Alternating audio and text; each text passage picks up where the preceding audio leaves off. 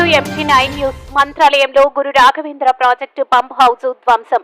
కర్నూలు జిల్లా మంత్రాలయం మండలం మాధవరం సమీపంలో ఉన్న గురు రాఘవేంద్ర ప్రాజెక్టు ఎత్తిపోతల పథకం స్టేజ్ 1 పంప్ హౌస్ గుర్తు తెలియని దుండగులు ధ్వంసం చేశారు. 4200 ఎకరాలకు నిలిచిన సాగునీటి సరఫరా నిలిచిపోయింది. రైతులు లబోదిబోం అంటున్నారు. స్టార్టర్లు, బ్రేకర్లు, ఫీలేటర్లు చెల్లాచెదురుగా పడేశారు. ఇరిగేషన్ అధికారులు పోలీసులకు ఫిర్యాదు చేశారు. పోలీసులు సంఘటన స్థలానికి చేరుకుని దర్యాప్తు చేపట్టారు.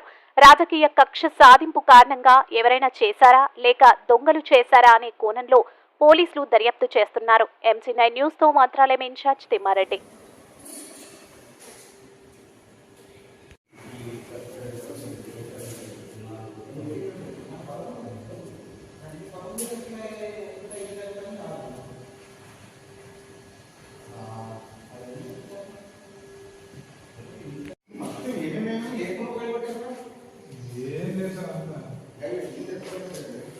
ये पोलिंग वाले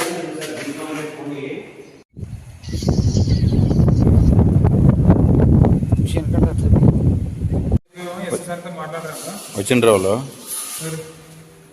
డి సార్ లేదు వచ్చారు. కర్నూలు మీటింగ్లో ఉన్నారంట.